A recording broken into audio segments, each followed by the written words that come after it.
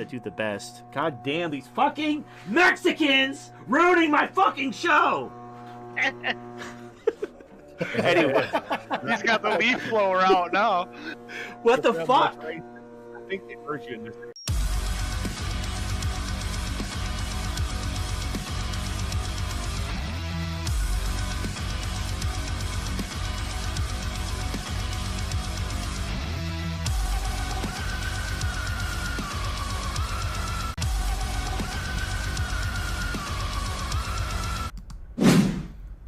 Good afternoon, everybody, and welcome to Blue State Survivalist. Shogun will be back in a minute. He had to take care of a couple things. So first, let me mention my sponsors. We are brought to you today by the Dollhouse, the finest purveyor of waifu materials on the planet. If you're going to buy a doll, buy from the biggest, buy from the best, thedollhouse.com. Also, rocketheater.com, off-grid heating for your house, your hunting lodge, your cabin. You can burn food, scraps, you can burn wood, you can burn anything. You can burn your sex doll if you want. But if you mention my name, Halsey, you get $50 off your first order at rocketheater.com. I have a Subscribe Star, which enables you to donate to the show on a monthly basis and help me out. Or I have a PayPal link and a Streamlabs link. Please don't use the Google Super Chat feature. But I have both that I put in the chat periodically. If you have a question or just want to show your support, which is direly needed at this point, I would appreciate it. And just use the link that I provide for you in the chat. So I don't know. I'll just until Shogun gets back, I'll just go over a new article that I saw today, which was, I have to say, fairly interesting. The NASDAQ has now instituted a new rule that they will not list a company publicly unless they have one woman and one minority/gay person or tranny on their board. And this is they're just waiting for approval from the SEC that this is allowed. But now the NASDAQ, the second largest stock exchange in America, is going to only allow companies that have a woman and one minority/gay person on their board. So welcome to Clown World Intensified.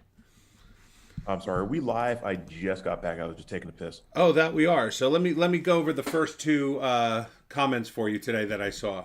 From the New York Daily News, Gersh Kuntzman has an article. Firing an AR-15 is horrifying, menacing, and very, very loud. First paragraph. The recoil bruised my shoulder. The brass shell casing disoriented me as they flew past my face. The smell of sulfur and destruction made me sick. The explosions, loud like a bomb, gave me temporary case of PTSD. For at least an hour after firing the gun just a few times, I was anxious and irritable.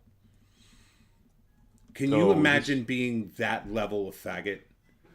Is this coming from some white woman who probably fired a gun for the first time, or is maybe? No, it's a white man. It's a white man. Oh, okay. Well, I've seen this happen once. This was years ago. One of my friends from high school posted on Facebook this German guy who fired a gun for the first time. Not only did the noise scare him, but he was crying. He was literally crying, saying, I don't understand why I'd ever want to shoot a gun. And it's like Hitler's rolling in his grave right now. It was the saddest thing I had seen all year. And I've got a second one for you.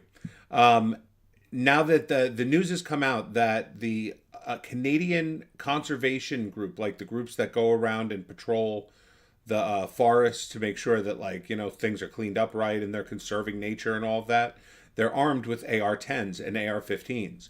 So today, Mr. Trudeau, their prime minister, the fag he is, he issues a statement. Mr. Trudeau made a point of saying that most gun owners are law-abiding citizens, but argued that assault weapons serve no beneficial purpose. These weapons were designed for one purpose and one purpose only, to kill the largest amount of people in the shortest amount of time, he said in a press conference. You don't need an AR-15 to bring down a deer. First of all, the 5.56 NATO round was not made to kill as many people as possible. It was made to injure as many people as possible.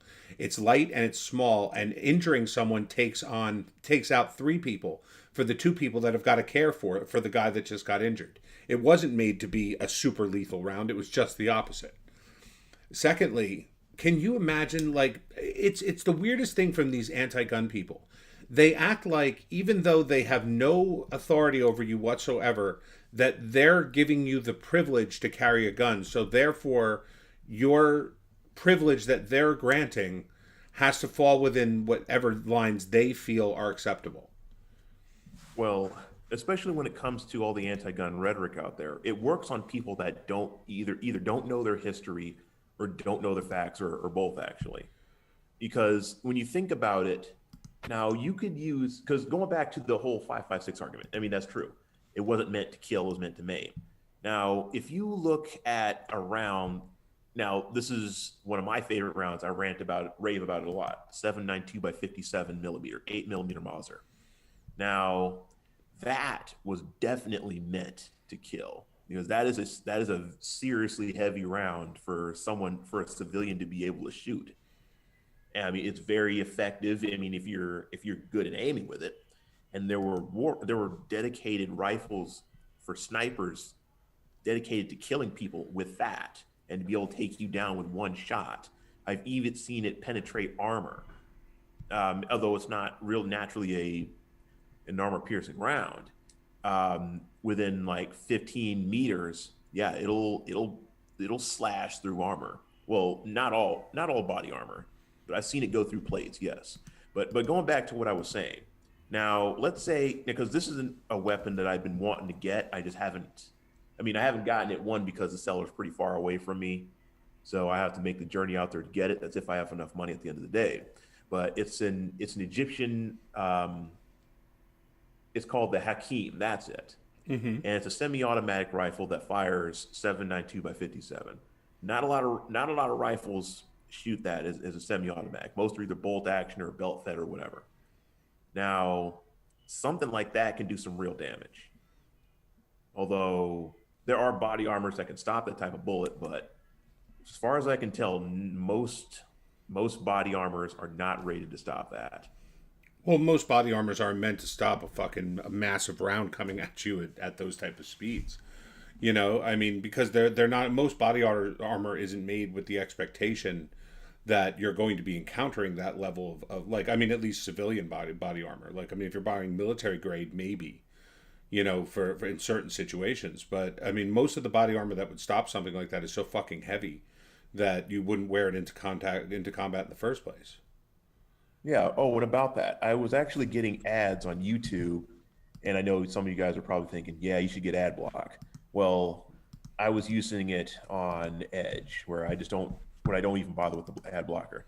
But anyway, they were advertising some body armor that is rated to stop not only pistol rounds, but also rifle rounds. And it said it was rated to stop up to 30.06.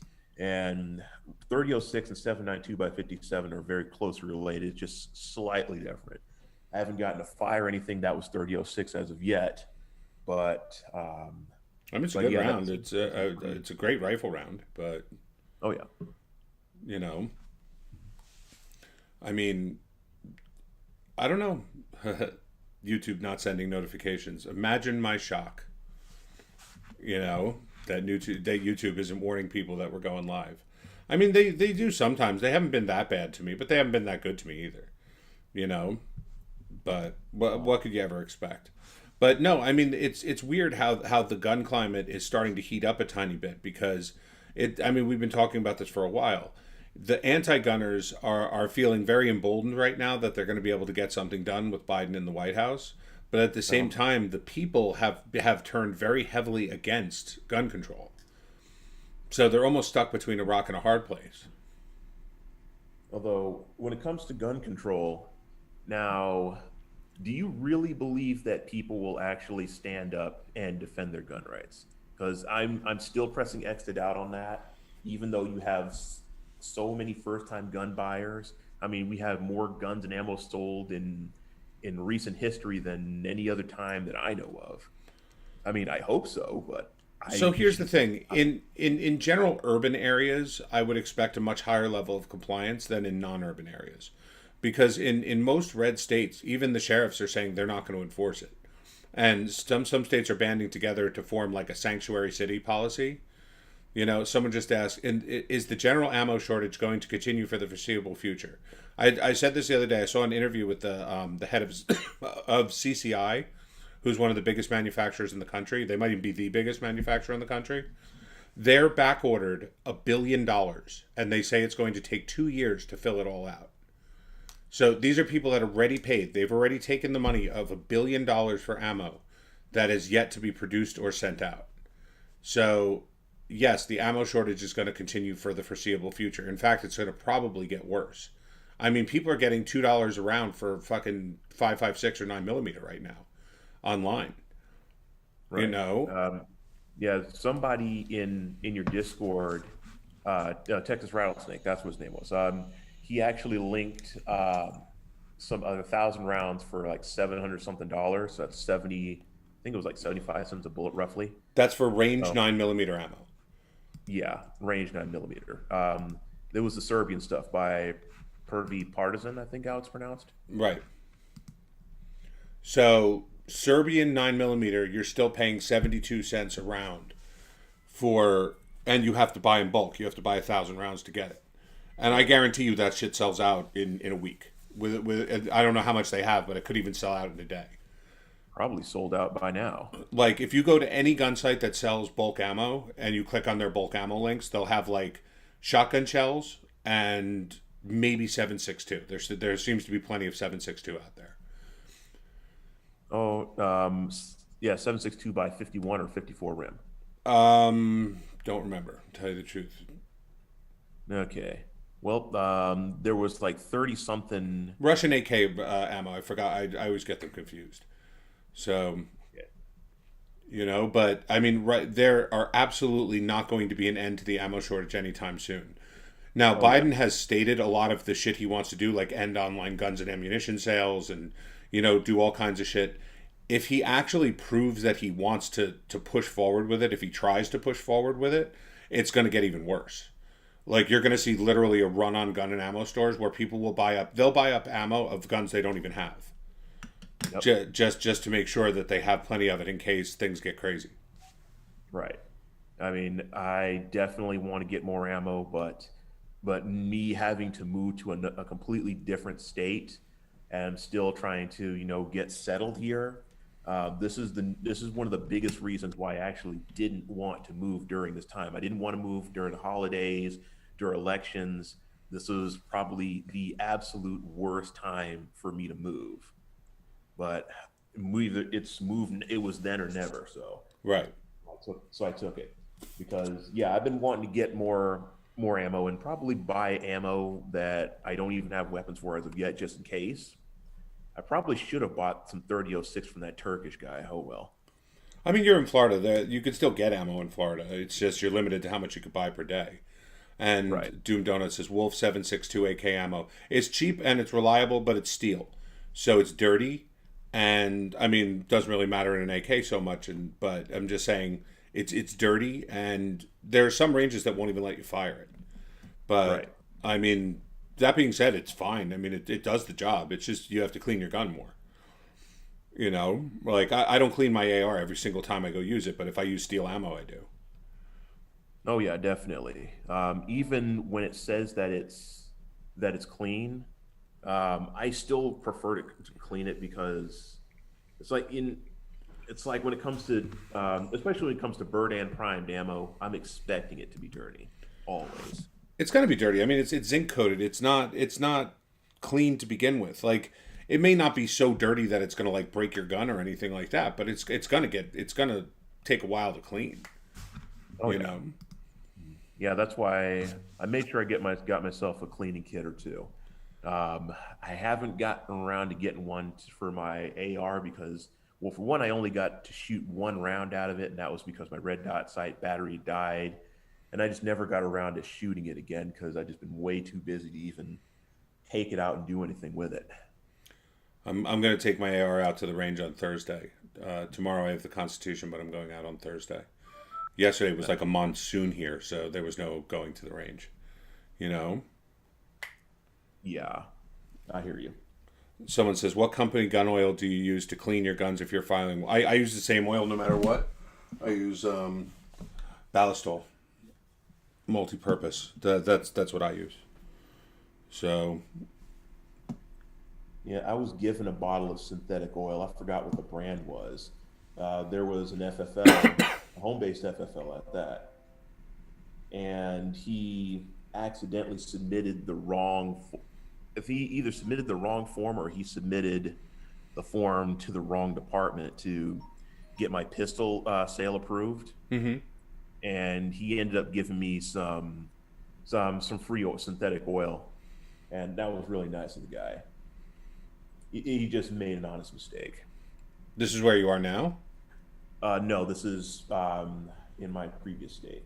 Oh, okay. I didn't know if you're armed yet. I mean, did you get your shit back from the airline? Nope. They say it's just gone forever? That's my assumption, because it's clear to me that they've shown little initiative even trying to get the thing, because frankly, like you have this weapon that's in your care. The airline's supposed to take very, very seriously the fact that there's a weapon in it. And the fact that you lost it that easily without doing that much to either ensure that it gets to its destination and back into the hands of its owner, that just shows me that how could I even trust this airline? And since considering that this is my very first time, I took all the steps and everything. It makes me never want to take another weapon on an airline again, because how do I know that this was something that just got stolen and just disappeared out of convenience? I mean, think about this. If you brought a gun on like a train, like in your suitcase, right, where you don't have to report it, yeah, and it got lost, or some criminal like went and robbed your bag and took it, if you went to the cops, they'd be pissed. They'd be like, well, you didn't secure a weapon. Like, you let someone steal it. Like, if that thing gets used in a crime, it's on you. But the airlines can just be like, meh. You know, look, we knew it was there. It wasn't such a big deal. You know? Like, I mean, how could they just be so nonchalant about the idea of a missing firearm in their custody? Like, that was most likely taken by someone at the airport. You know, like one of the employees. That's kind of what I was thinking. I don't know. Like, I mean, you would think they would be freaking out that someone like that isn't able to normally get a gun just now has a gun that they can go off and do whatever they want with. Right. And on top of that, the what you call the TSA, yeah. The TSA, only a few people were even remotely helpful in the TSA. Other than that, now I understand that there were like a couple ladies that I was talking to over the TSA at the TSA number. Now they were saying that they kept redirecting me back to the airline. So it's like back and forth saying, go to the airline, go to the TSA. It's like, how do you expect me to just keep running around in a circle so I can find this thing? Although next time, if I ever do this again, I'm definitely putting some GPSs in the thing. Although I should have thought of that first, but I was in a rush to get everything done so I could get out of that state. I mean, no lie, man, I wouldn't have thought of that. So, yeah. No, it was Karoy's suggestion. I realized, yeah, I probably should have tried that, but I know better next time. Because at the very least, it was a Parler 80, and that is something that I can just build again. I still have a lower receiver for a Glock 21 that I just never got around to finishing. It's a 45 ACP. So there is that at the least. I just got a really nice 45 ACP. I got a Springfield Armory Marine. Fucking 1911. It's really nice. Nice. I've been wanting to shoot a 1911 for the first time so I could actually see for myself whether it was worth owning or worth shooting or not. Because I find that the police issued Glock 19, the Generation 4, it wasn't comfortable for me to shoot. Why? Over time, my finger would get sore from under the trigger guard, but the Parler 80 Generation 3, my hand wouldn't get sore at all. It was perfect, just right. I have two of them. I have a 45 and I have a 22 long rifle 1911. I love the 1911. But nice. I mean, you're the first person that I know of that says they like it. Everybody else that I know says They don't like it because it's a boomer weapon, but it's whatever. I have yet to try it myself, so. Listen, they feel really good in your hand. They shoot really well. They're nice and heavy. I mean, I don't like these idea of like compacts and really light guns and like stuff. Like I would rather like know it's in my hand, you know.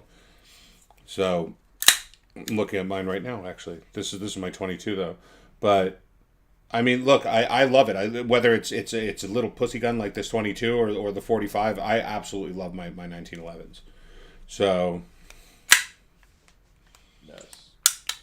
Someone's asking, does anyone like revolvers? I have two 357s, and they both also obviously shoot 38 special. But I have a snub nose and a full size Colt Trooper 357. It's fucking gorgeous. I love it. I mean, the only thing that sucks about revolvers is when you have to reload them, you know. But other than that, I mean, they're great guns. So I would never use one as like a carry, you know. Realistically, other than, say, caliber and kick, what's the difference between 45 and, say, a 40? Not much. I mean, honestly, it's just between a 40 and a 45, it's just, first of all, it's half a millimeter. And secondly, it's just a little more powder. I mean, it'd be more realistic to talk about the difference between a regular round and a magnum round or something like that.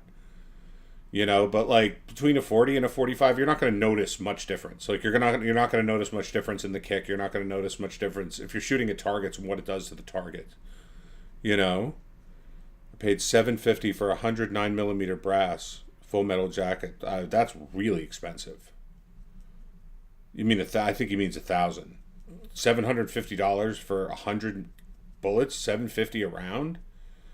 That's like fucking 50 cal. Prices.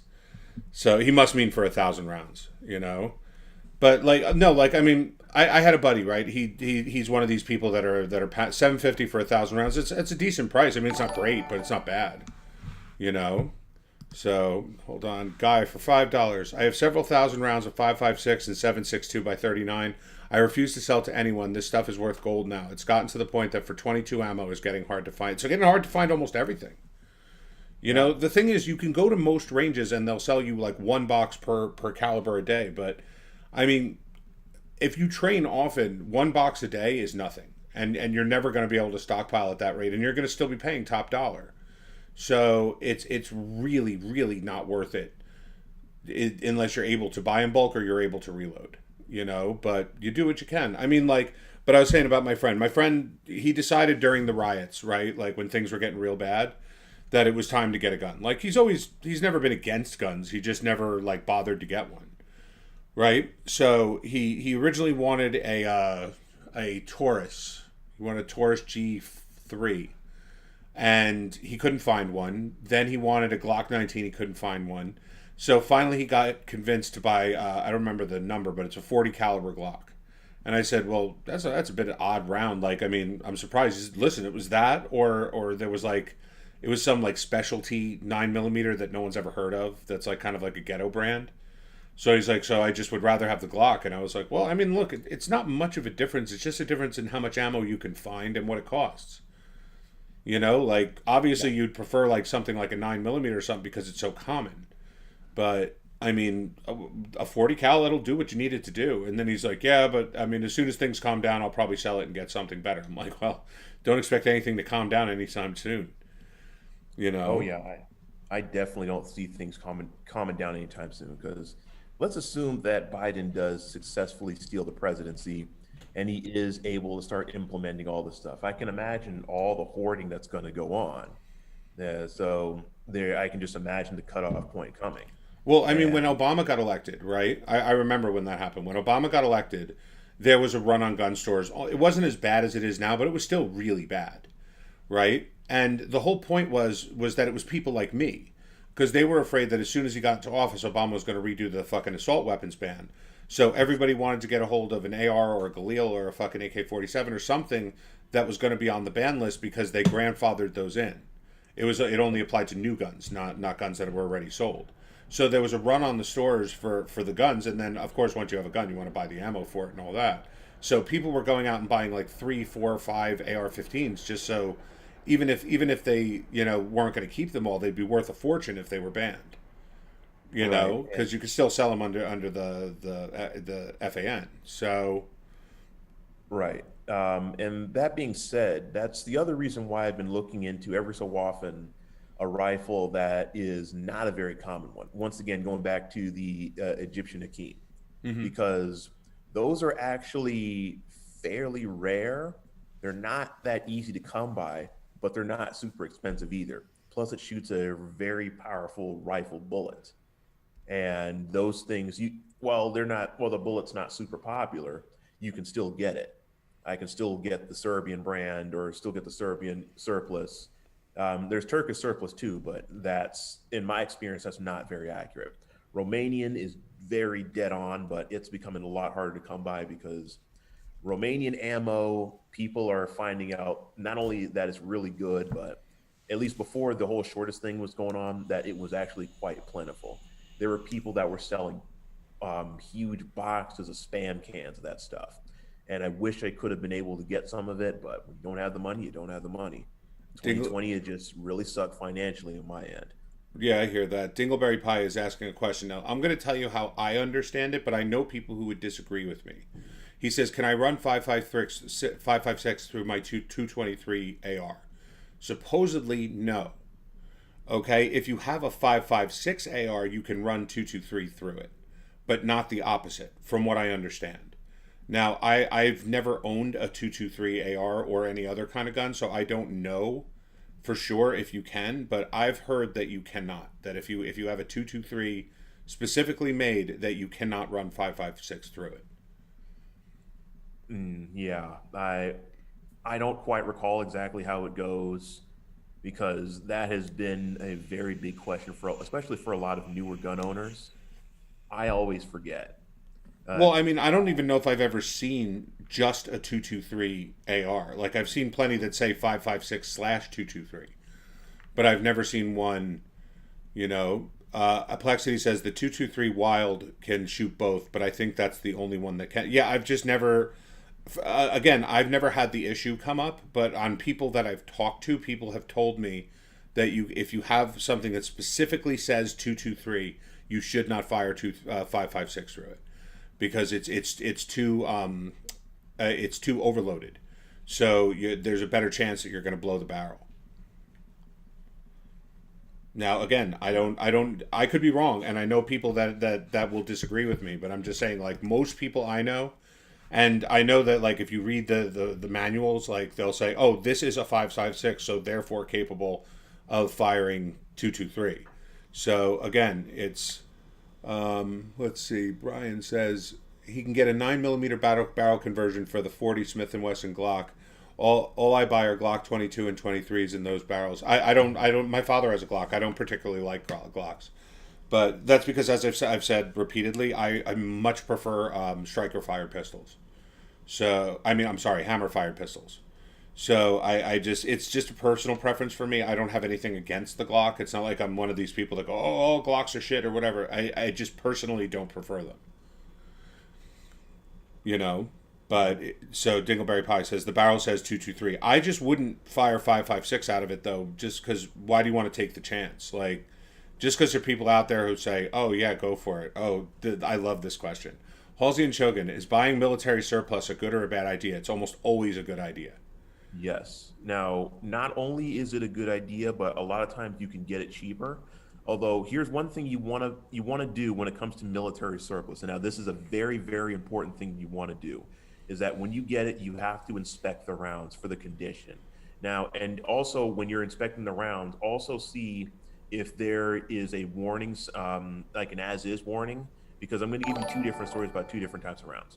Now, the first one is going to be with the Turkish ammo that I bought, chambered in 7.92 by 57 millimeter, also known as 8 millimeter for short, Mauser. Now, I found that one of the bullets had a hairline fracture along the neck. I don't know how long that's been there, but Turkish ammo is very, surplus ammo is very common.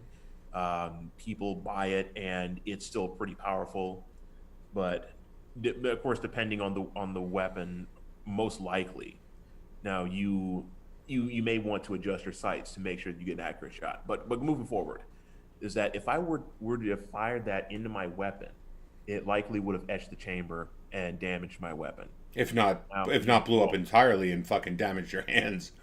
Yes, or my face. Right. Yeah, so yeah, you always inspect your rounds when it comes to military surplus, especially when it's really old from that era, because you can store ammunition for a long time. Your ammo, if you store it right, it can outlive you, and that's the beauty of it. That's once again if it's stored correctly. Now, there's another thing that I wanted to share. Now, you can sometimes find German 308 in Army surplus. Now, I found some of that, but I didn't get a chance to fire it yet. But I bought it knowing that these bullets are as is, because there was a little bit of tarnish on some of them. Now that's something I'm going to fire my AR-10 and was going to give that a go. Well, I bought it because it was cheap. But stuff like that, you have to be careful when buying that. For sure. Dingleberry Pie gives $20. Thank you very much. Says thanks, Halsey. So here, my take is about the same as Shogun's. Military surplus will hold for a hell of a lot longer than reloads or even factory rounds, because they overfill them with powder. They'll use a weaker powder but fill it all the way so that they don't get flashovers. So you don't have to worry about how it was stored in terms of whether it was laid on its side or not. It's usually a great deal. Now, where you're really taking a gamble is where doing what Shogun just talked about. If it says as is on the ad, right, then you have to literally inspect every bullet. I don't care if it's 10,000 rounds. You have to take each one out and check it out, because that could have been sitting in a military locker for the last 50 years. It could have degradation on the bullet. It could have, cracks in the neck like he was just talking about. It could have rust, so you really, really want to be careful if it says as is, because basically as is telling you that there could be some problems, or they have noticed problems, and they're not willing to accept any kind of returns, any kind of refunds, any kind of guarantees, nothing. So if it says as is, just make sure you take a day, you lay out however, like you buy 1,000 rounds, you lay them all out on the table, take a looking lens and just fucking check out each one real quick. Make sure they're okay. They won't have a problem. The powder is still fire. The primers are fine usually. The bullets are, unless they degraded because they got wet and they rotted a little bit or whatever. Usually all that stuff is okay, but you can find rust. You can find, like he said, cracks in the necks, which these things can hurt you or possibly even kill you. So just to get a good deal, usually, and Shogun, like he just said, he inspected each one. Like he noticed the problem with each one. If you're not willing to do that and you just want to save a few bucks, don't bother. If it says as is, just leave it out, go. If it doesn't say as is, if it says, fully, returnable or warranted or whatever, then fuck it, then go for it. That means it's probably new. Right? Like let's say the Turkish army, like they overproduced last year and have 50 crates that they're never going to use. So they put them on the market. So, okay, they're usually guaranteed because they're fairly new. Right. Two quick things. Okay, now in regards to what we were just talking about, okay, Dr. James Denton said tarnish does not matter. 7.62 by 51 is 308 basically. 308 might be loaded a little hotter, like 5.56 versus 2.23. I think he's right. I'm pretty sure he's right actually. The AR-10 I'm building is 308. Right. Yeah, he's correct. And then Doom Donuts was saying, oh, man, that dog is annoying. Doom Donut said, Halsey Shogun, what heavy ammo do you own / would you use if you were to destroy 2 threats behind a brick wall? 50 cal BMG or 50 Beowulf, for examples. Now, Halsey, if you want, you can go ahead and go first, and then I'll answer after that. It's a fantasy question because I wouldn't buy a gun that I'm spending $5-6 per round on. So I don't find that I would be in a situation where I need a 50 caliber, at all. So It's not something I would buy. It's not something I would expect to use, and I wouldn't know how to give you like a tip on how to use it in like a defense situation because it's not the kind of thing I would ever do. So, I mean, look, I wouldn't mind owning one for fun, like to bring it to like, a 500 yard or 1,000 yard range and just have some fun with it. But again, every time you pull that fucking trigger, it's like $6. Like every time you go to the range, you're going to blow you'll go fucking ammo bankrupt, Right. And that being said, because for me, that question actually just makes me want to ask more questions. Because for starters, my thought is, well, for one, how do you know those targets are behind the bricks, and how are you going to be able to hit those, knowing exactly where they are? For one, second, I'm pretty sure either one of them will do the job. But also, like, what are the targets? Just two guys, or like APCs, or what? But also, if you're shooting at a brick wall to get to two guys behind it, like even if it does penetrate, if it doesn't hit them or kill them, you're giving away your position as well. You know, by using something like that. I would just personally use, like, let's say a 5.56 or 7.62, and I would just wait for them to come out. Like, sooner or later they got to come out. They're not going to sit behind a fucking brick wall for 10 years. You know, if you're at an elevated position and you're focused on them, then what do you need? Just wait for them to come out. You know. Right. It goes back to that the story you were telling about, like, the Islamic terrorists that will essentially blind fire, hope they hit something, and then when they peek their head out to see if anything happened, they'll just get picked off by a sniper. So yeah, I'd say. I mean, if you want to have that type of rifle, if you see yourself needing it in the future, I mean, by all means, go nuts, go get it. I mean, personally, I've always wanted a 20 millimeter cannon, but frankly, I wouldn't have a whole lot of use for that unless I'm in the mountains and I know that I have targets coming from like a mile or like 2 or 3 kilometers away, because something like that I think has a velocity of like 3,000 to 4,000 feet a second. I forgot exactly what it was, but that's for when you're dealing with seriously heavily armored opponents and you can get them from far away. Plus the ammo on that is very, very expensive. I think like maybe $10 around, maybe more. Even the weapon itself is not exactly cheap. But from what I've seen, some of them are not that much more expensive than a 50 cal. But once again, get what you need first. Halsey, how is shotgun ammo doing? That's something that's always around. You're never going to get it. I mean, the shells are made out of plastic. It takes a traditional primer, and I mean, you're just filling it with you know, whatever shot you're using, a wad and some powder. So it's even during ammo shortages, you never find a shortage of shotgun shells, and they're usually fairly cheap too. I mean, you can get it. I mean, it depends, but shotgun ammo is usually everywhere. You know, so because also people, like, even if you're into shotguns and even if you have like a whole bunch of them, people tend not to go to gun ranges to shoot shotguns unless they have, like, you know, skeet or trap or something like that. Because just shooting at a paper target or even a metal target with a shotgun, you're just going to obliterate it. So, like, each shot you're going to have to basically go down and change the target or pull it back in and change it, because you're just going to fucking destroy it. You know? So listen, it's fun to do every now and then, because I have a sponsor that sends me guns, and I recently got 2 shotguns. I have a Mossberg 950 tactical and Black Ace's bullpup. And look, it was fun to, like, go try them a couple times and, like, just obliterate a few targets and, like, shoot them. But as I said, like, you don't need to train with them. Like, you're basically going to hit what you're aiming at with a shotgun. And secondly, it's just not fun shooting at a target, blowing it up, and then just having to go down and change it and all that. It's just not fun, you know? Well, yeah, I haven't been to a range shooting shotgun shells at Clay Bird since summer of '99. Yeah, I haven't gone since I was a kid either. We used to have a range, a trap range right around the corner from my house, but they got rid of it 15 years ago.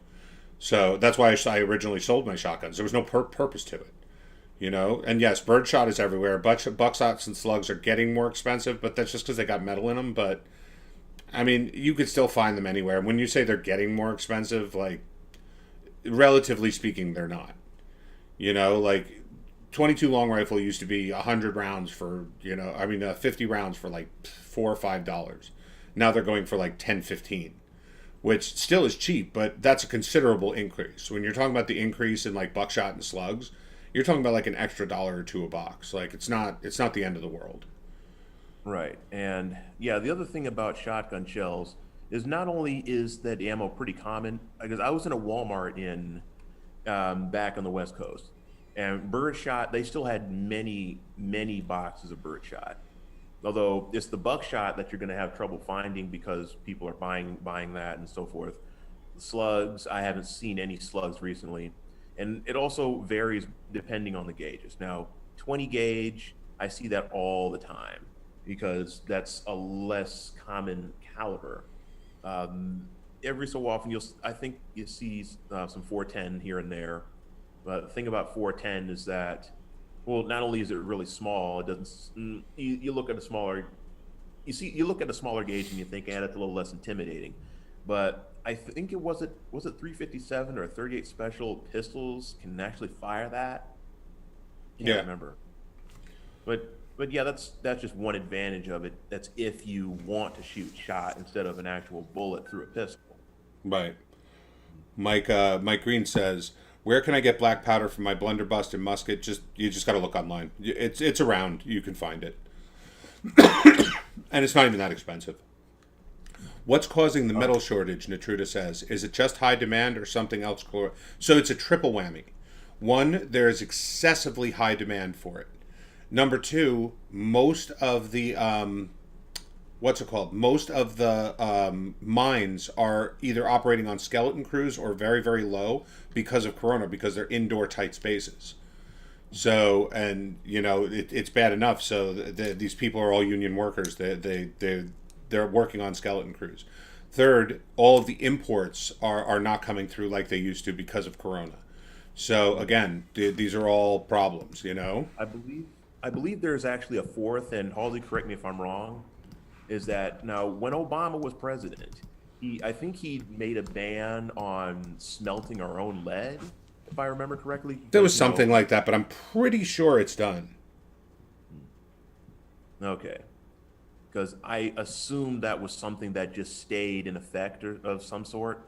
Because now I noticed, people have been buying up lead like crazy. Because when I stayed in the West Coast, there were a number of people that would sell lead for like $1 a pound, maybe some a little more, a little less, but that stuff would always get bought up. Somebody would always buy it. I mean, whether it's lead fishing weights, scrap lead, like a huge block of lead, somebody would buy it. I mean, if I had a vehicle, I'd have gladly just went out and to a few places and got some, just for either future purposes, reloading purposes, or even if I need to sell some for myself or whatever. Because it's become a pretty interesting commodity now. Manlighting for $5. Should you leave your magazines loaded or unloaded, pistol or rifle?